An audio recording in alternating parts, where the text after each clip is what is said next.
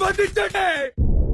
బాహుబలి భార్య దేవసేన సర్వ సైన్యాధ్యక్షుడు సేతుపతి చేతివేళ్లు నరికిన నేర విచారణ రాజమాత శివగామి దేవి ఆజ్ఞతో పండిత పామర సమక్షంలో శ్రీ శ్రీ శ్రీ భల్లాల దేవ మహారాజా వారి ఆధ్వర్యంలో ప్రారంభం కాబోతోంది. అవశ్యం. దేవసేన, నువ్వు చేసే నేరం గురించి చెప్పుకోవాల్సింది ఏమైనా ఉందా? ఏ విచారణ లేకుండానే నన్ను సంకెళ్లతో బంధించారు. నేరస్తురాలినని ముందే తీర్మానించారు. ఇదెక్కడి న్యాయం? నువ్వు నిర్దోషివం తేలే వరకు నేరస్తురాలివే. ఇది మా మాహిష్మతి శిక్షా స్మృతి. ఆటవికులు సైతం అసహించుకునేలా ఉన్న ఈ పద్ధతులే మీ శిక్షా స్మృతి అయితే మీ శాసనాలను మంటల్లో తగలబెట్టండి.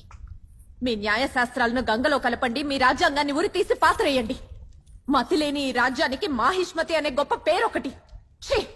దేవసేన, ఈ మహోన్నత సామ్రాజ్యం గురించి ఇంకొక్క మాట తప్పుగా మాట్లాడితే పెద్ద పెద్ద విగ్రహాల వల్ల, ఎత్తైన సింహాసనాల వల్ల మహోన్నత స్థాయి రాదు రాజమాత. పెద్ద మనసు.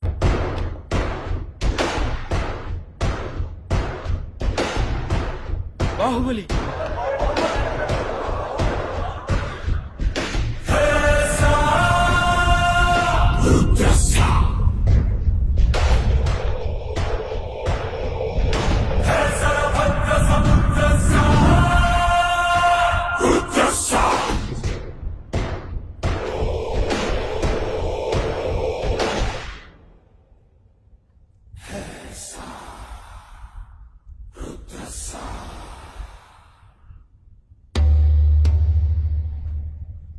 అసలేం జరిగిందో నువ్వు చెప్పు సేతుపతి.